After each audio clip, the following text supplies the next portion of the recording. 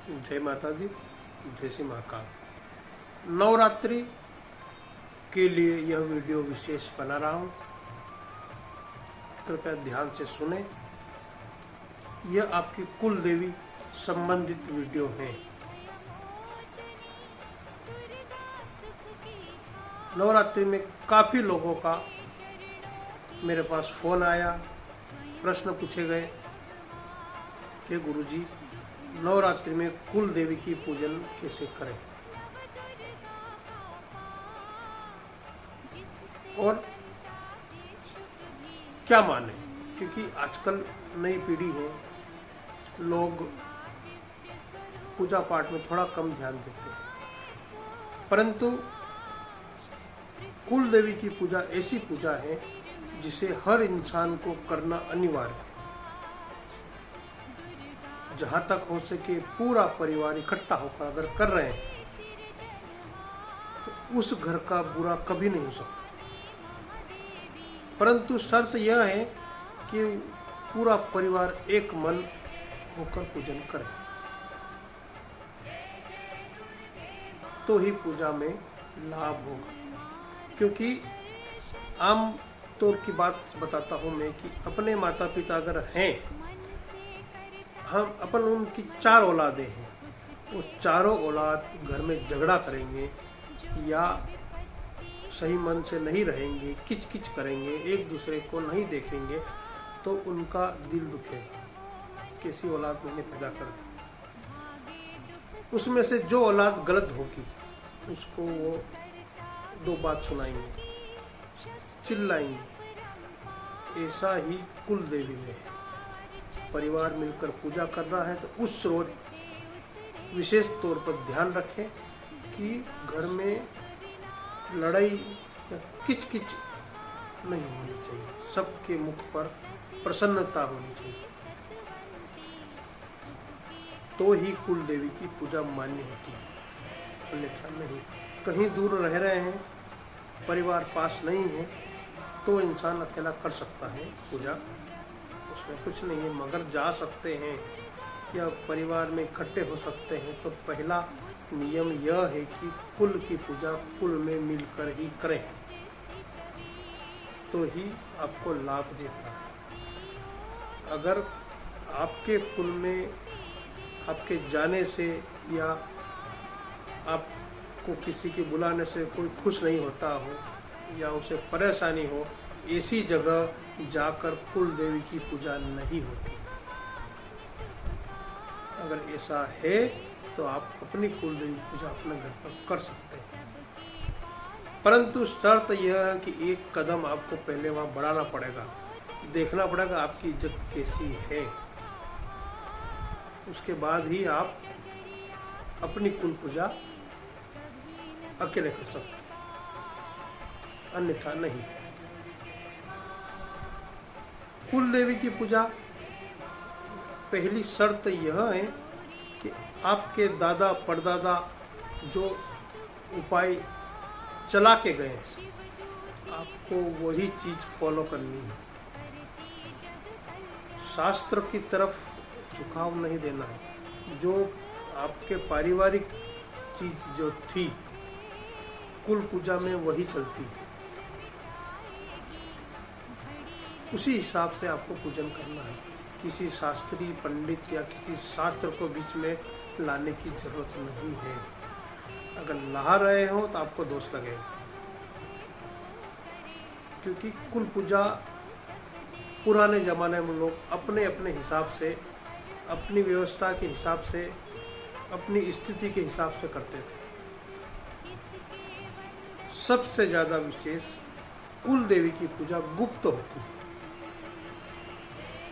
इस पूजा में बाहर का कोई भी पर्सन सम्मिलित नहीं हो सकता, और विशेषकर उसके जो दीपक जलते हैं या उसको भोग लगाते, उसको बाहर, घर से बाहर कोई देख नहीं पाता है। वो देख ले तो उसको घर का जो परिवार का जो व्यवस्था होती है वो भंग हो जाती है और घर बिगड़ जाता है।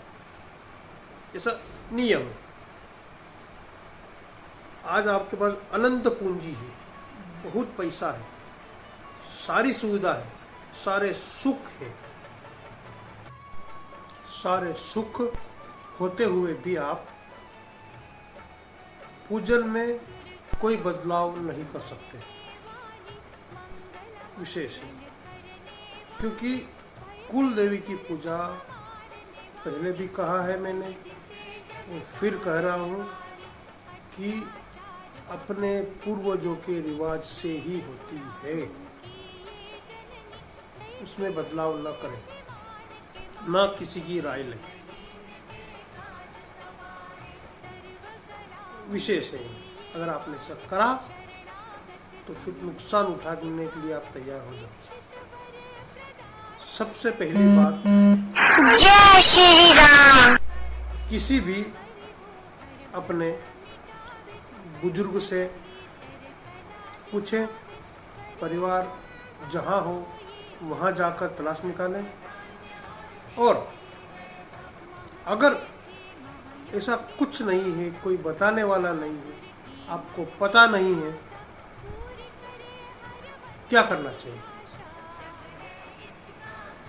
फिर आप एक कार्य करें, सभी लोगों की कुल देवी पूजा अलग अलग है। कोई पंचमी पूजता है, कोई षष्ठी पूजता है, कोई सप्तमी पूजता है, कोई अष्टमी पूजता है और कोई नवमी पूजता है। सभी तिथियों की अलग अलग देवियां हैं, सभी के अलग अलग कुल है। तो आपको कोई सी भी आपकी तिथि याद नहीं, कैसे पूछते हैं ये भी याद नहीं, तो आप नवमी तिथि फिक्स कर लें, उस दिन आपको पूजन करना है। पहली बात ये कि अगर है तो वही तिथि आपको पूजना है, अगर नहीं है तो नवमी को आप सबसे पहले सुबह उठकर अपने दरवाजे के बाहर जाकर हाथ जोड़कर चारों दिशाओं में पांव पड़े और अपने कुल देवी का आग्रह करें कि आप जहाँ भी कहाँ वास करती हो, हमारे घर में आप पधारें, हम आपकी पूजन अर्चन कर रहे हैं।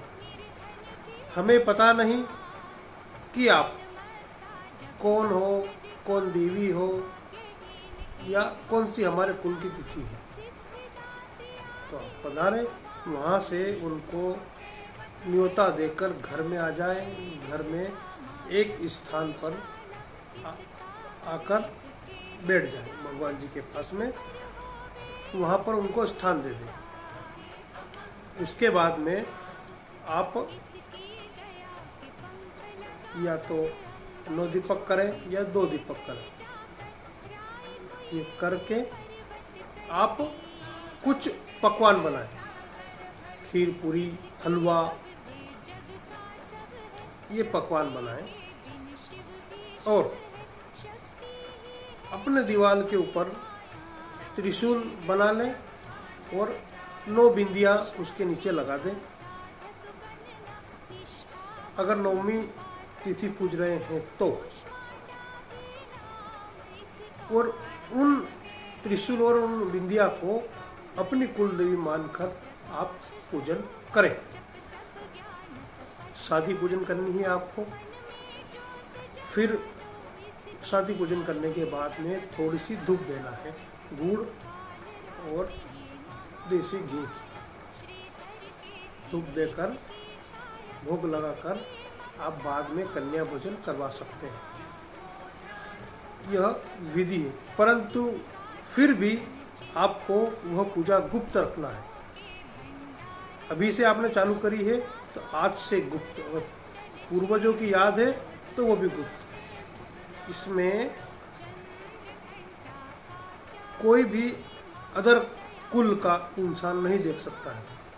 बेटियां कुंवारी अगर होगी तो वो आपकी पूजा में सम्मिलित हो सकती हैं, और जिसकी शादी हो गई है वह आपकी कुल पूजा में उपस्थित नहीं हो सकती।